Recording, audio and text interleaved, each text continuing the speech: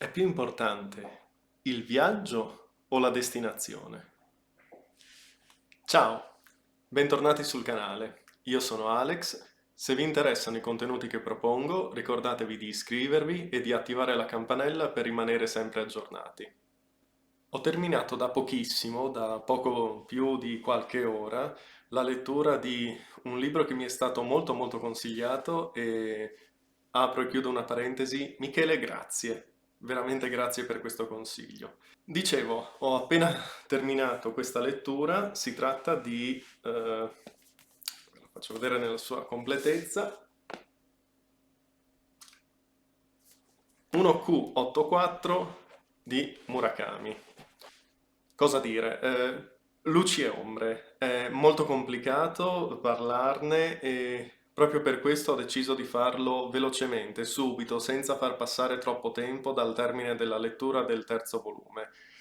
Ho deciso questo perché di solito faccio il contrario, lascio sedimentare un po' tutte le emozioni, le idee che mi suscitano i libri che leggo e poi traggo le conclusioni. Questa volta ho scelto di fare il contrario perché secondo me ne valeva la pena, perché quello che trasmette questo libro è molto più emotivo che mentale, quindi sarebbe stato sbagliato lasciar svanire tutte queste emozioni che sono ancora calde, che sono ancora vive. Diamo un contesto alla storia. Siamo nel Giappone a metà degli anni 80, precisamente nel 1984. I protagonisti di questo libro sono fondamentalmente due, Tengo e Omame. Un uomo e una donna, dalle vite completamente diverse. Lui, un insegnante di matematica, con velleità da scrittore, ex bambino prodigio per le sue capacità matematiche, appunto, e campione di judo in adolescenza. Lei, un'istruttrice di fitness e di arti marziali, che a tempo perso uccide le persone. Aomame potremmo definirla a tutti gli effetti una giustiziera. Non è un serial killer che va in giro a uccidere a caso o secondo un perverso disegno mentale proprio, ma uccide quelle persone che hanno commesso degli atti malvagi, soprattutto quegli uomini che commettono violenza contro le donne. Queste sono le sue vittime per lo più. Dall'altra parte abbiamo Tengo, che vive felicemente questa vita da professore di matematica che non gli consente di avere grandi introiti o grandi soddisfazioni, ma è la vita che lui ha scelto. Soprattutto gli permette di dedicarsi alla sua grande passione che è la scrittura.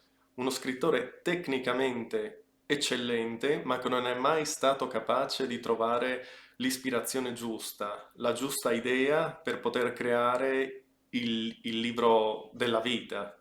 Sono due gli eventi che porteranno sconvolgimento nella vita di questi due personaggi. Il primo è quando Omame, in apertura del romanzo, si trova su un taxi in questa tangenziale piena di traffico, è praticamente immobile, si muove più lentamente che a passo d'uomo e decide di abbandonare la vettura e di scendere dalla tangenziale sopraelevata attraverso una scala d'emergenza. Non si rende conto, se ne renderà conto molto più avanti, che quello altro non è che il passaggio per un altro mondo, il mondo di 1Q84. Dall'altra parte, l'evento che sconvolgerà la vita di Tengo è la richiesta da parte del suo editore di riscrivere un romanzo che ha ricevuto come partecipante ad un premio letterario. Un romanzo scritto da una ragazzina di 17 anni che è potenzialmente fantastico, ma è scritto terribilmente male. Sarà proprio la pubblicazione di questo romanzo, La crisalide d'aria, il titolo. Dicevo, sarà la pubblicazione di questo romanzo frutto dall'idea di questa ragazzina di 17 anni e dalla tecnica, dalla mano di Tengo, a dare il via ad un susseguirsi di eventi veramente folli che mi hanno tenuto attaccato a questo libro giorno e notte. Non voglio parlare più di tanto della trama, voglio però dirvi che i primi due libri di questa storia sono stati fantastici, sconvolgenti, bellissimi. Più leggevo, più avevo fame di conoscere la storia, più avevo fame di capire tutto quello che stava accadendo. Alla fine si tratta di un romanzo che è al limite tra il fantasy e la fantascienza, dove vengono aperte talmente tante porte, talmente tante possibilità di storia, prendono forma davanti ai vostri occhi man mano che andate avanti, che è impossibile restare indifferenti.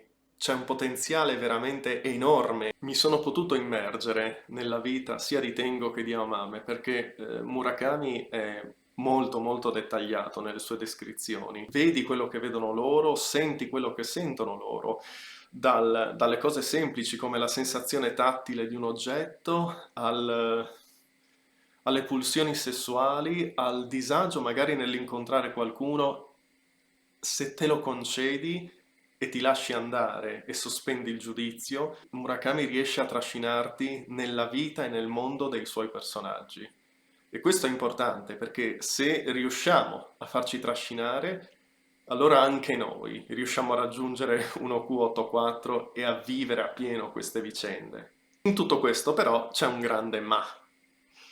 I primi due libri, come vi dicevo, sono stati veramente bellissimi. Non pensavo di poter trovare un coinvolgimento di questo tipo, una curiosità e una fame di conoscenza come quelle che ho provato mentre andavo avanti con questi due volumi. Ovviamente si è creata una forte attesa per quello che era il terzo e ultimo volume di questa storia. Molte di queste aspettative sono state disattese. Tuttavia, per come la vedo io, non è stato un flop. Adesso cercherò di spiegarvi perché. Tutte le emozioni che in un modo o nell'altro mi aspettavo di provare non ci sono state, o almeno ci sono state ma molto più tiepide, molto più lievi rispetto a quelle forti che avevo provato nei primi due. Questo perché era palese che il terzo volume fosse una mossa di marketing editoriale. La sensazione era proprio quella che tutto quello che c'era nel terzo volume potesse essere compresso in 40-50 pagine e inserite al termine del secondo volume. Questo mi ha dato fastidio, mi ha fatto sentire un po' preso in giro, soprattutto perché nel leggere il terzo volume ci si rende conto che siamo in un loop continuo, molti concetti vengono ripetuti, molte descrizioni vengono ripetute, i personaggi continuano a dire spesso le stesse cose, tutte cose che noi sappiamo già perché abbiamo già letto gli altri volumi. Anche l'introduzione di un terzo personaggio, sto parlando di Ushikawa, ai fini pratici della storia è inutile. Seguiamo questo personaggio che apre porte che erano già state aperte, ci porta in luoghi che avevamo già visto per continuare a scoprire gli stessi eventi dei quali noi eravamo già a conoscenza. Ma andiamo avanti perché immaginiamo che non sia così, questo personaggio ci darà un perché della sua presenza. E invece no, alla fine si rivela assolutamente inutile ai fini della storia. Per questo parlo di luci e ombre, cioè ci sono stati dei momenti in cui da lettore mi sono un attimino sentito preso in giro. È vero che, ok, sono comunque pagine in più in cui puoi godere dello stile e della bravura di questo scrittore, ma questa teoria regge fino a un certo punto.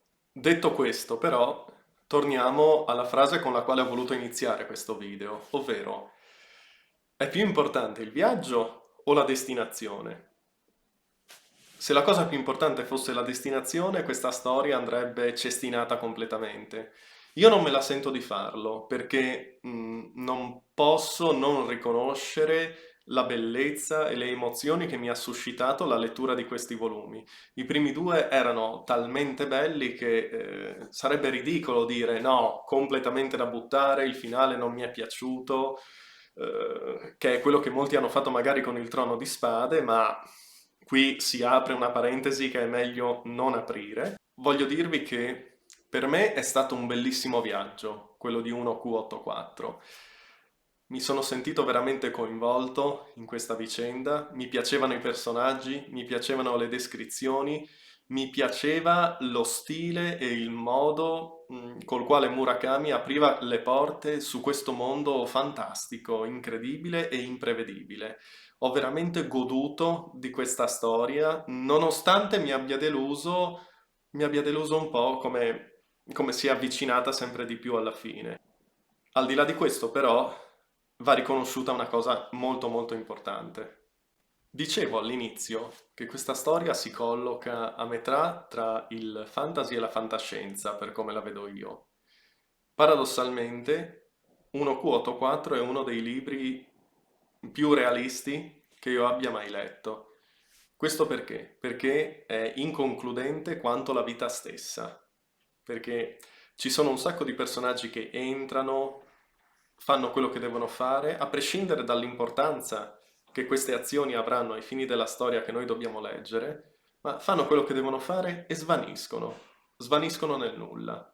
Ed è quello che succede anche nella nostra vita di tutti i giorni, perché la vita è così, non è sempre una conclusione, non mette sempre il punto agli eventi che viviamo. In tutto questo vorrei fare un paragone un po' particolare, cercate di perdonarmi, ma è quello che ho provato io, quindi siate clementi. Mentre leggevo, soprattutto i primi due volumi, ma anche nel terzo, ho avuto alle volte la sensazione di essere nello stesso mood o nella stessa situazione nella quale mi trovavo quando guardavo la serie TV Lost. Perché molte volte le vite di Tengo e Omame si incrociano in maniera impercettibile, ma non solo le loro, altri personaggi vediamo che man mano che la storia prosegue, scopriamo come in qualche modo le loro vite si sono sfiorate, piccoli momenti nei quali magari erano nello stesso luogo, hanno visto la stessa cosa in momenti diversi. C'è questa sensazione di essere vicini e allo stesso tempo lontani. E questo mi ha ricordato la visione di Lost, quando nei vari flashback i personaggi scoprivano in qualche modo di essersi incrociati, di essersi alle volte anche parlati e conosciuti e non se lo ricordavano neppure. E proprio parlando di Lost, devo dire che anche il finale mi ha fatto sentire, mi ha dato le stesse sensazioni. Credo di essere uno dei pochi ai quali il finale di Lost è piaciuto. Mi è piaciuto, non mi ha fatto stare male, non mi ha fatto sentire come se avessi perso tempo a vedere tutte le stagioni precedenti. Lost e 1Q84, per come la vedo io, hanno un difetto fondamentale molto simile, ovvero nel corso della narrazione hanno aperto decine e decine di porte senza chiuderle. Ma una delle cose che ad esempio nel finale di Lost ci viene detta è che non ha importanza. Non ha importanza perché tutto quello che doveva succedere è successo per una ragione. Probabilmente quella ragione non siamo in grado di capirla, ma tutto aveva un senso. L'unica cosa che ha valore è quello che abbiamo vissuto, come l'abbiamo vissuto, le sensazioni che abbiamo provato. Nel momento in cui io devo essere onesto con me stesso e dire le sensazioni che ho provato guardando tutte quelle 6, 7, 8, non mi ricordo quante stagioni fossero di Lost, erano genuine, erano belle, mi hanno intrattenuto, mi hanno fatto stare bene? Sì. Quello che ho provato leggendo 1Q84, i primi due volumi, mi è piaciuto, mi ha coinvolto, mi ha appassionato? Assolutamente sì. E allora basta. Il finale sicuramente non è all'altezza di tutta la storia che Murakami ha messo in piedi, ma è innegabile che ha trasmesso veramente, veramente tanto. 1Q84 è stato un bellissimo viaggio, sono contento di averlo vissuto, di averlo affrontato e di averlo portato a conclusione anche abbastanza rapidamente. E a me è piaciuto, per i motivi che vi ho spiegato fino adesso, secondo me vale la pena di essere letto. Non ho letto abbastanza di Murakami per poter essere d'accordo con chi dice che si tratta del capolavoro di questo autore. Non posso affermarlo, ma sicuramente questo libro mi ha incuriosito e mi ha portato a decidere di continuare a leggere le opere di quest'autore. Secondo me può valer la pena di leggerlo, ma sappiate, anche in virtù di tutto quello che vi ho spiegato fino adesso, sappiate in cosa state andando a ficcarvi. Anche oggi siamo giunti alla conclusione. Se il video vi è piaciuto, ricordatevi di mettere mi piace. Se avete delle opinioni da condividere, delle osservazioni su quello che ho detto, lasciatelo pure nei commenti. E non mi resta che augurarvi una buona giornata. Ciao, alla prossima!